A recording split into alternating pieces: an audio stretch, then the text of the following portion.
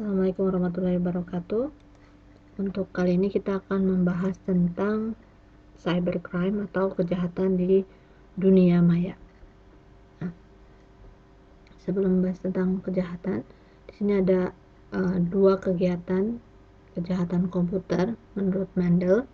Yang pertama adalah penggunaan komputer untuk melaksanakan perbuatan penipuan, pencurian ataupun penyembunyian yang dimaksud untuk memperoleh keuntungan, baik itu keuntungan bisnis, keuangan ataupun kekayaan ataupun pelayanan. Ya, jadi penggunaan komputernya. Yang kedua, kejahatan komputer juga ancaman terhadap komputer itu sendiri, misalnya pencurian perangkat keras atau perangkat lunaknya, sabotase ataupun pemerasan. Jadi bentuknya ada dua ya, menggunakan komputer sebagai alat untuk melakukan kejahatan, atau yang kedua, komputer menjadi objek untuk melakukan kejahatan seperti pencurian dan yang lain sebagainya.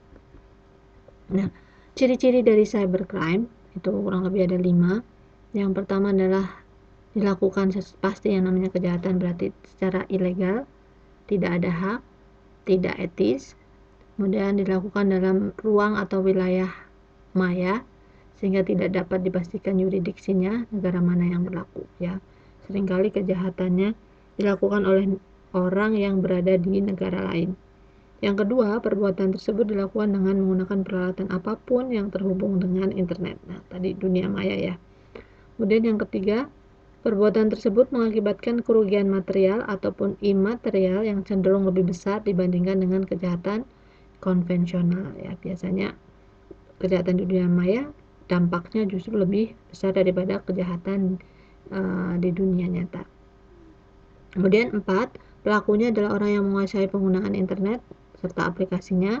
Dan yang kelima, perbuatan tersebut sering dilakukan melintasi batas negara tadi ya, dilakukan oleh orang di negara lain. Ini adalah ciri-cirinya. Kemudian bentuk-bentuknya, yang pertama adalah kejahatan yang menyangkut data ataupun informasi komputer.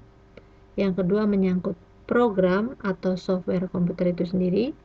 Yang ketiga, pemakaian fasilitas komputer tanpa hak ya, untuk kepentingan yang tidak sesuai. Kemudian yang keempat, tindakan yang mengganggu terjadinya operasi komputer. Dan yang kelima, tindakan merusak peralatan komputer atau yang berhubungan dengan komputer atau sarana penunjangnya, baik itu mungkin jaringan ataupun yang lainnya. Nah, yang berikutnya ini adalah bentuk-bentuk kejahatan.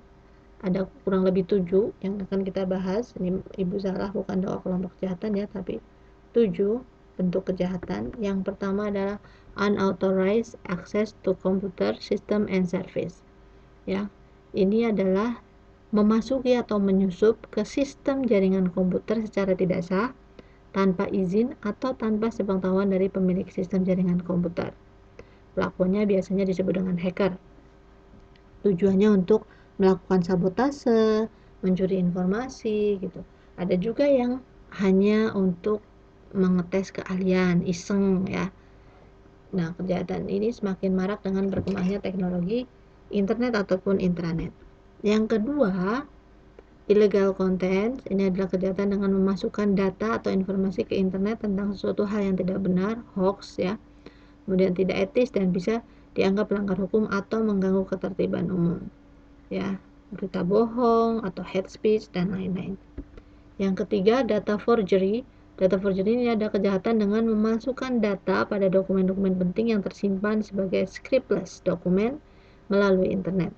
Biasanya ditujukan untuk dokumen-dokumen e-commerce dengan membuat seolah-olah terjadi misalkan kayak transaksi ya, transaksi kartu kredit dan sebagainya, seringkali dipalsukan dengan data forgery.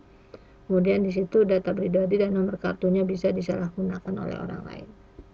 Yang keempat adalah cyber espionage. Di sini adalah merupakan kejahatan yang memanfaatkan mata-mata ya, jaringan internet untuk melakukan kegiatan mata-mata terhadap pihak lain dengan memasuki sistem jaringan komputer pihak sasaran. Biasanya untuk saingan bisnis, dokumen atau datanya biasanya penting ya. Biasanya ini tersambung dalam jaringan komputer. Yang kelima adalah cyber sabotage dan extortion. Kejahatan ini dilakukan dengan membuat gangguan, perusakan, atau penghancuran terhadap suatu data, program komputer, atau sistem jaringan komputer yang terhubungan dengan internet. Ya, biasanya dilakukan dengan memberikan virus, logic bomb, ataupun yang lain-lainnya. Nah, yang keenam, ini adalah offense against intellectual property. Ini berhubungan dengan karya cipta, ya, hak atas kekayaan intelektual yang dimiliki pihak lain di internet. Contoh, meniru tampilan pada web page, ya, secara ilegal, penyiaran informasi di internet yang ternyata adalah rahasia orang lain, itu termasuk melanggar karya atau hak atas kekayaan intelektual. Yang terakhir ada infringements of privacy. Kejahatan ini biasanya ditujukan terhadap keterangan pribadi seseorang yang tersimpan pada formulir data pribadi yang tersimpan secara computerized, yang apabila diketahui oleh orang lain maka bisa merugikan korban secara material maupun imaterial. Contoh, nomor kartu kredit, PIN, ATM, ataupun yang lainnya. Ya. Jadi ada 7 bentuknya. Kemudian di sini contoh lagi, contoh cybercrime adalah ada yang namanya hacker dan cracker, itu ada bedanya. Hacker sendiri adalah didefinisikan sebagai orang yang memiliki keinginan untuk melakukan eksplorasi dan penetrasi terhadap sebuah sistem operasi dan kode komputer pengaman lainnya. Tetapi hacker ini tidak melakukan tindakan pengerusakan, tidak mencuri uang ataupun informasi. Sedangkan yang cracker ini adalah sisi gelap dari hacker. Biasanya mempunyai ketertarikan untuk mencuri informasi dan mengambil atau melumpuhkan sistem komputer dari sasarannya. Kemudian hacker dan cracker itu dibagi menjadi 3. Yang pertama adalah recreational hacker.